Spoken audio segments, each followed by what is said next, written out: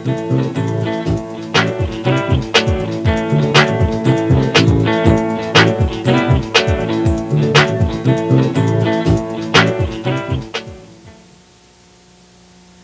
and welcome to Big Sky Live. I'm Ty Johnson. This is my co-host Allison Joven. Hi everybody, thanks for joining us on our first show of the season. We're so excited. At Big Sky, our Journalism 1 class has been working extremely hard for over a month now to put this show together for you. Working in the media is new to almost all of us, so we're very lucky to be able to have our own show on MCAT. So we hope you enjoy watching. Tonight, we have some spooky stories, an aggravating argument, an amazing maze, and lots more in store for you. First, our staff reporter, Janan Batar, is going to tell us a little bit about tomorrow. Allison, you know what's so special about tomorrow? I think I do. Would you like to tell everybody? Sure, tomorrow's Halloween. That's right. And we have a special report on Halloween. Here's Janan with the story.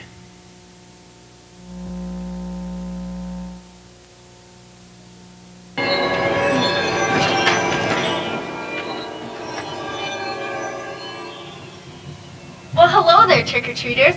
I hope you're having a fun Halloween. You know, Halloween didn't always used to be all about the candy. In fact, it used to be believed that if you were courageous enough to go up to the church window on midnight on Halloween, that there would be an eerie glow, and you would see the devil himself standing in the pulpit, reading off the names of those who would be his by next Halloween. Scary, huh? And also, there used to be this great big bonfire, and all the boys would run around yelling, "Fire! Fire! Burn the witches!" Because they believed that all the witches, unseen, hovering in the air, were consumed by the purifying flame. Then they would spread the ashes all over the land, fertilizing the soil and frightening all evils. My, things have changed. I guess Halloween isn't what it used to be. Is it? I suppose Halloween is a lot different than it used to be, so we decided to check out what people today had to say about Halloween. What's your favorite thing about Halloween? My favorite thing is getting the free candy. All the creative costumes. Dressing up and running all around everywhere looking goofy. Scaring little children. What was your most memorable Halloween experience and why? Well, one Halloween, me and some of my friends dressed up in like cheerleading uniforms, and it started to snow, and it was really cold, and we kind of got lost up in the South Hills trying to find one of my friends. It was kind of a bummer. I really don't have one. I'm kind of scared of Halloween. Do you have a reason to be afraid of Halloween, or? Yeah, when I was younger, Ben Riley kind of jumped out and scared me in his huge gorilla suits, and I'm kind of petrified of the whole costume, scary ones and everything. Well, when I was in second grade, I ran and fell in a puddle, and I got really cold that night. Okay. And what are you planning to be for this Halloween? A pumpkin. This Halloween I'm going to dress up as a giant green M&M. I was thinking of being a rock superstar. Princess. I'm going to dress up as like a bowling pin and go trick-or-treating a lot. Around school, what do you do for Halloween? I dress up, and I usually bring eggs that I make look like monster eyeballs and little smokies that look like witches' fingers, and I feed them to my students. And what's your favorite Halloween candy to receive? Lollipops. I like suckers. Reese's. Milk Duds. Reese's Peanut Butter Cups. Snickers. Probably Skittles. Snickers. Anything chocolate. So now that we know what some people are planning to be for this Halloween, let's find some ideas for you guys at home to use.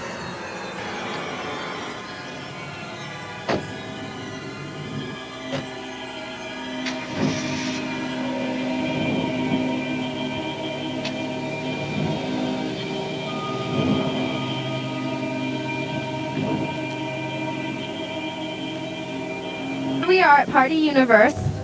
We're going to show you some of the new costumes and decorations for this Halloween season.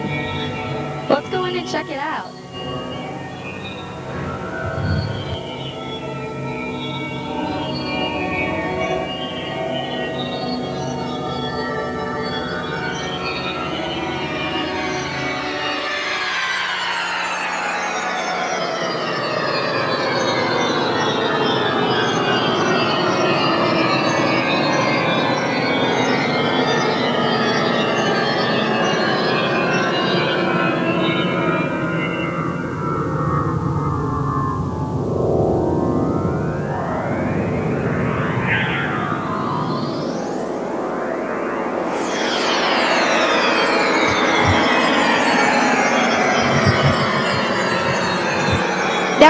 little about Halloween's past and what some people today think, so I hope you have an awesome Halloween. This is Janan Batar, signing off. Thank you, Janan. Now don't forget, everyone, Halloween's tomorrow night, so go out in your spooky costumes and have some fun. Speaking of costumes, Big Sky has currently been discussing the topic of a dress code. Tonight, we will be premiering the first of what will become our regular point-counterpoint debate. Our topic tonight, in keeping with the overall theme, is dress. Staff reporter Katie Rank will be asking two Big Sky students what they think of the subject. Katie?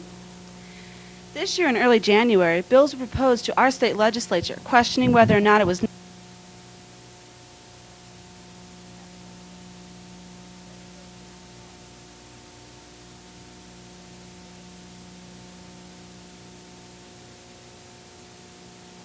Janan will be speaking in favor of a dress code, while Zach will be speaking against. Janan, let's start with you. Why don't you give us your opening statement as to why you think it would be a good idea to have dress codes in our public schools? Thank you, Katie.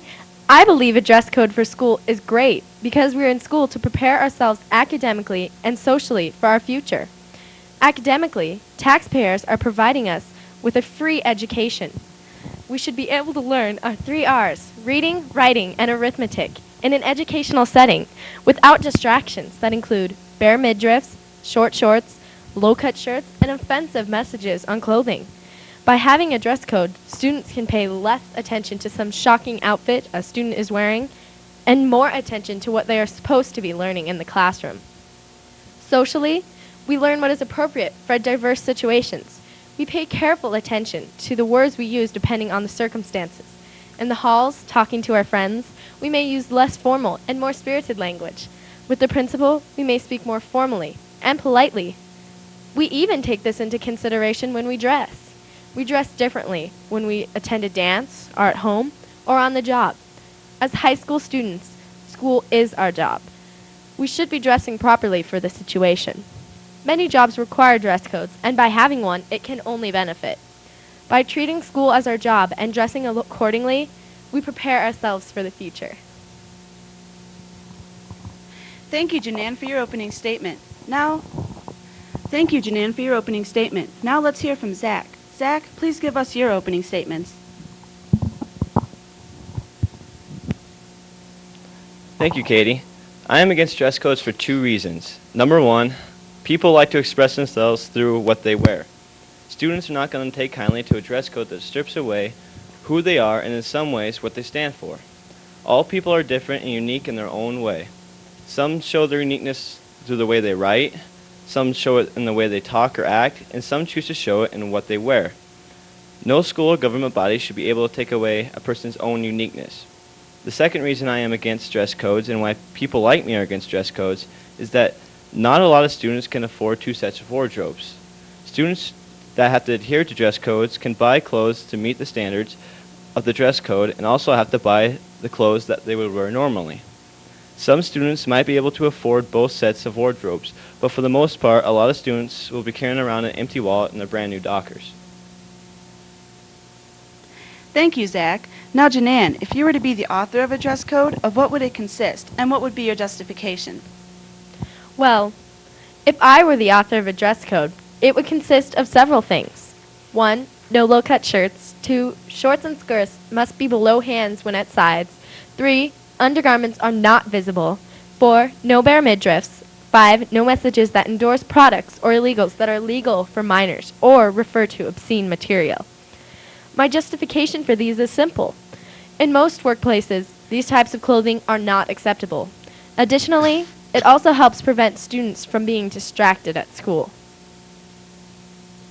Thank you, Janan. Now, Zach, my question for you is, do you think individuality would change if a dress code is adopted? And if so, do you think student work would be affected because individual rights have been reduced? Yes, I do think that a student's individuality will change. Like I stated in my opening, some students express themselves through their clothes, and dress code would strip them of the right to wear certain clothes and express themselves in their own unique way. Now, will a dress code affect students' work? That is up to the students. Some students will be more sensitive to the dress code than others. For example, some students are used to wearing nice clothes like sweaters and slacks, but others think of sweaters and dressy clothes as itchy, expensive, and not needed.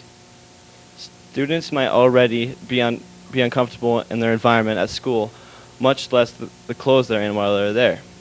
Also, students might find alternate, more troublemaking methods to show what their clothes cannot. Students may begin to act out and be more rash. Thank you, Zach. Now I would like to hear your closing statements. Zach, let's start with you this time. A dress code does not allow students to express themselves, and 2 wardrobes will be expensive. A dress code is unnecessary. Thank you very much, Zach. Janan, let's hear your closing statements. Katie, I want to emphasize that school is an enormous part of our lives, and we don't need unnecessary distractions. What we do need is to prepare ourselves properly for adulthood, and having a dress code would help our success. Thanks, Janan. As you can clearly see, most students still have many opinions as to the future of dress code decisions. Thank you, Janan and Zach, for sharing your opinions with us today. Back to you, Ty and Allison. Katie, was this debate supposed to settle the issue of dress codes? No, our purpose tonight was simply to bring up some of the opinions expressed by students around Missoula. Thanks, Katie. On a lighter side of Big Sky, our homecoming was about a month ago. Reporter Amy McDonald has put together a great story about homecoming.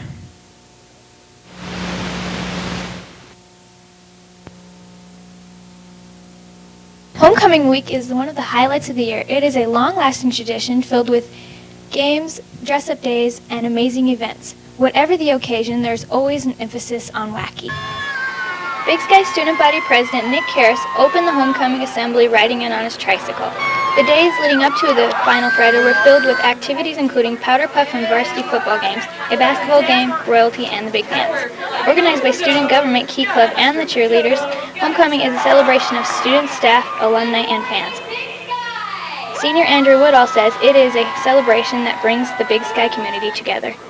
I think homecoming mainly to me is like Spirit Week, where everyone at the school kind of unifies their ideas and they support the school that they go to and what they believe is like important to them in athletics and in extracurricular activities. Woodall, a student government and Key Club member, added, School spirit generally is more important because all of our homecoming games are this week, so it supports and unifies the teams really to feel like they have support and backing by the school. And that's why I think mostly that homecoming week is so important that particular week. Games are only part of the homecoming celebration. Dress-up days are another part of the week's activities. Students and staff compete with each other for the most entertaining and eye-catching costumes. Students wandered the halls dressed in camos, togas, princesses, gangsters, hippies, hillbillies, Hawaiians, and 80s preps. And of course, blue and gold.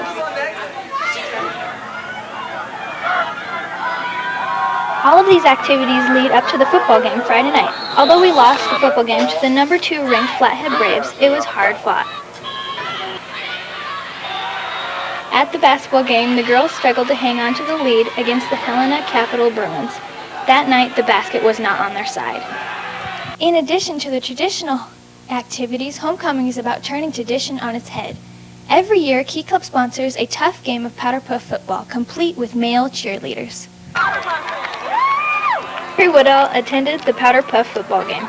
Activity was the powder puff football game because we had some great male cheerleaders, and they made up some of their own cheers, and it wasn't really PC, but it was really fun.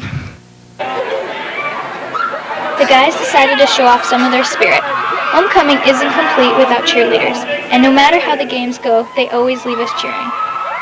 This has been Amy McDonald reporting for Big Sky Live.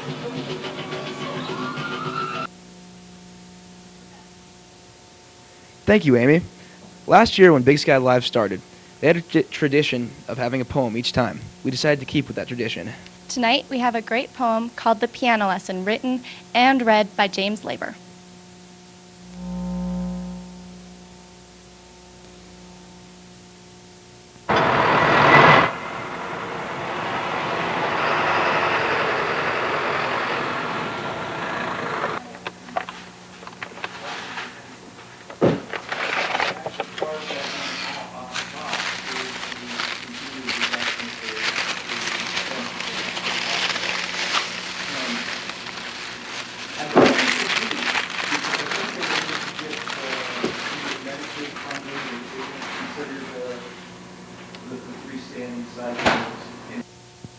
piano lesson.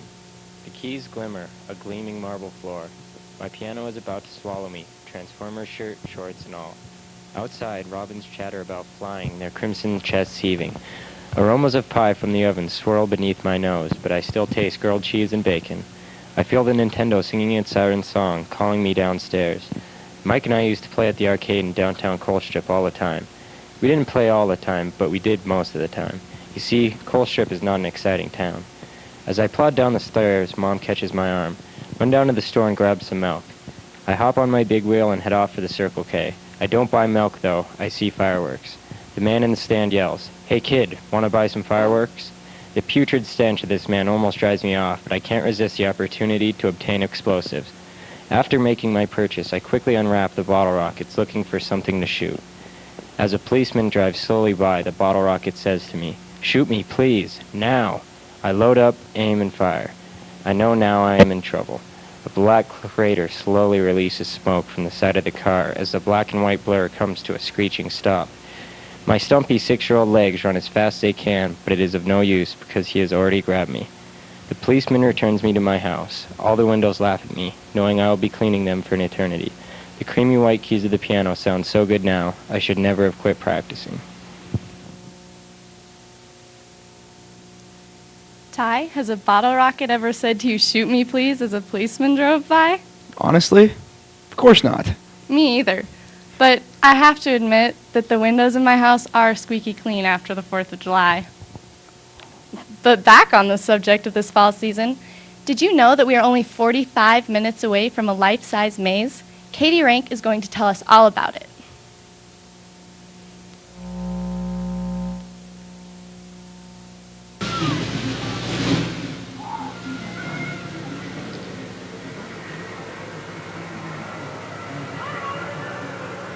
The heart of the Bitterroot Valley rests one of Montana's greatest brain teasers. It's called the Corn Maze. It attracts approximately 14,000 viewers each year, and it's only open for 2 months, September and October. Sandy Kirkland, the owner of the Corn Maze in Victor, shared her views and opinions as to why she thought it was a good idea that her and other farmers around the nation create their corn mazes. We pay for our expenses for last year, and we're probably going to cover our expenses this year. A lot of farmers are starting to do corn mazes because the government hasn't been paying the farmers a lot of money for agriculture, and we want to we have this educational material for kids to come through, and we try to teach them about the importance of agriculture and how important it really is, because there's so many uses for agriculture. We use it every single day of our lives, and we want people to know how important agriculture is. Here are Lacey Bagger and Kylie Gilderman, 2 students from Big Sky High School, with their opinions and views on the corn maze. It wasn't too bad, just if we don't listen to Corey, we did pretty good. Yeah. How long did it take you to get through the maze? 16 minutes or so. We cut through. There's a big shortcut. Next time. It's my second time. I was here last year at Halloween. Get lost are 2 words that Sandy Kirkland and her husband Quinn say to their visitors as they begin their journey through the corn maze. And get lost they do, but they have a great time crisscrossing through the 5 acres of towering corn stalks.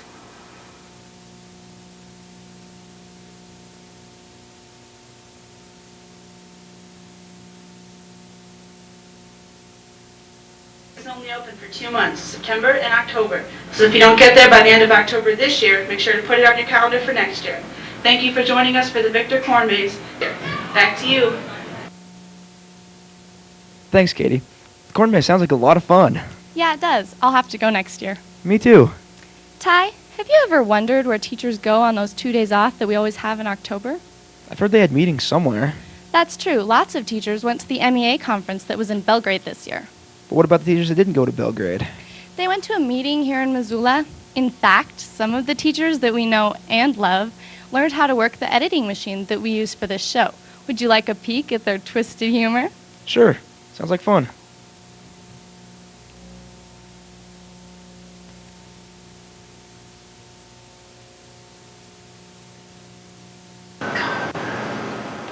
Mirror, mirror on the wall, who's the best of them all? What? Snow White! Oh!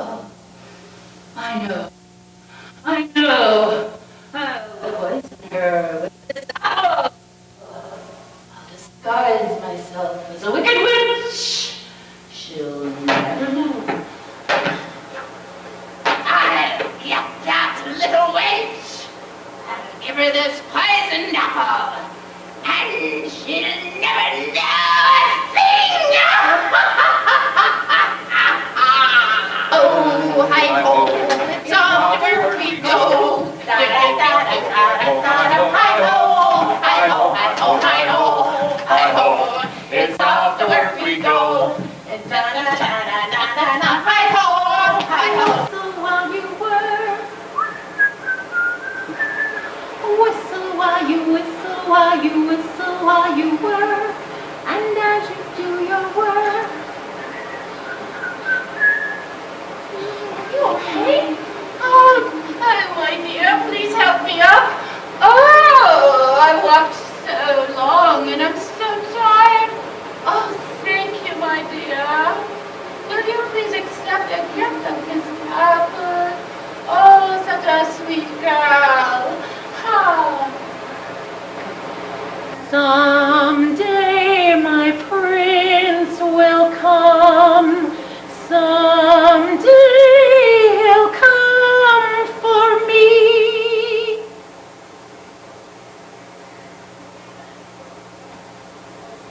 La la la la la la la la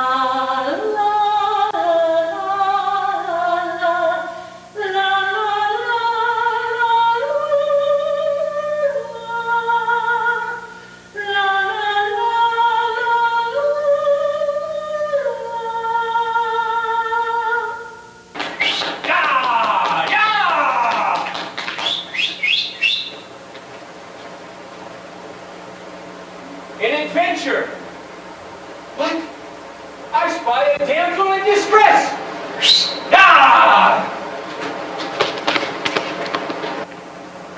Whoa! What's this?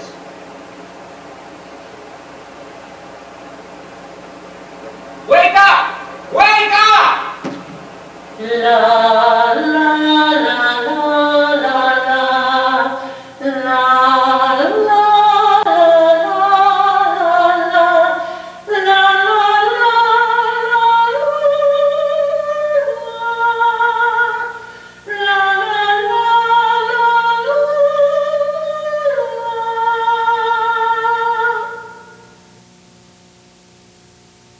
Ty, wasn't that great? I have to remind you that this was an educational project. Did you know that they had less than an hour to come up with this story and shoot it? Wow, that was really good. Teachers, we're not laughing at you, we're laughing with you. Now, to keep you up on local Big Sky events, we have a community calendar with reporter Jackie Blake.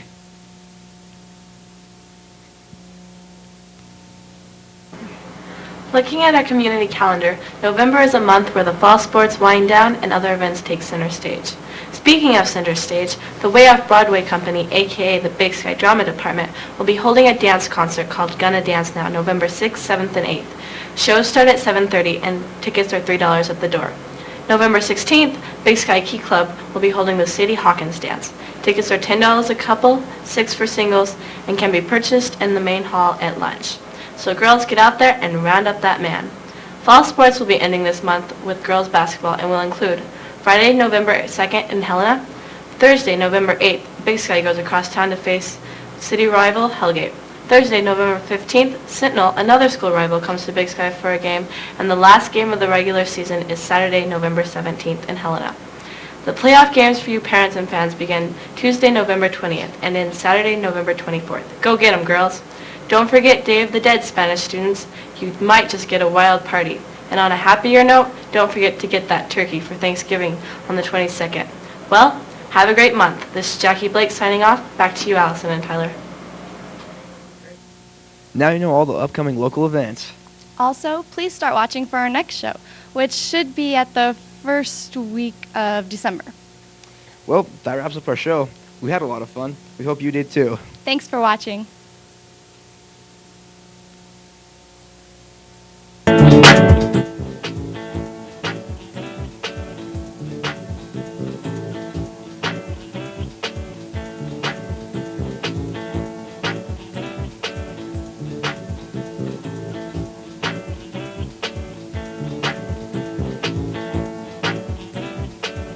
Thank you.